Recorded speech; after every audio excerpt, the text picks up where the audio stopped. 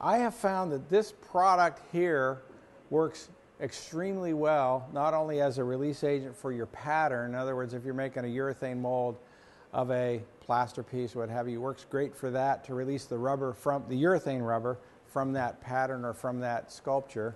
But it also works well to release resin, and when I say resin, I'm all-inclusive here, polyester, epoxy, and polyurethane, from that same mold. And the key is you want to take that casting out of the mold as soon as it's set.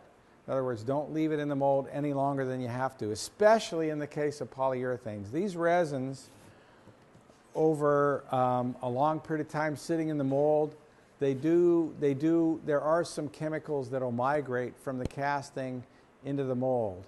Because the mold, if you look at the mold on a microscopic level, it's like a sponge. And so it wants to absorb a lot of these things. And in doing so, you're going to get adhesion. And so the urethane resins on a urethane mold, they kind of have an affinity for each other. And again, over time, where this resin right here is going to set in 20 minutes, take it out in 25. I've had cases where people have made castings and they left the casting in there overnight. Guess what? They were like welded together, even with a release agent. So it's important that you not only use a good release agent, but get the casting out as soon as you can. You know, release agents, we've got a whole section in the store of just release agents. And we buy release agents from a half a dozen different suppliers because they all make different kinds of products.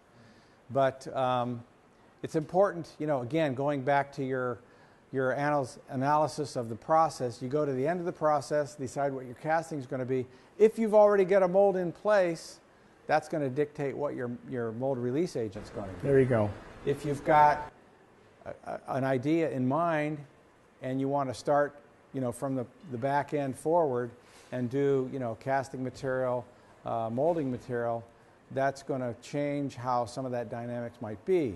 But at the end of the day, it's important to evaluate the whole process. Application is important. So if we had a rubber mold, typically on a urethane rubber mold, you'd spray this on, take a dry, clean brush, brush it out, make sure all the little nooks and crannies have the application of release agent, let that dry, spray it again, let that dry thoroughly, make sure there's no moisture in there, and then pour your part. Okay? If you do that, you'll have a successful outcome every time.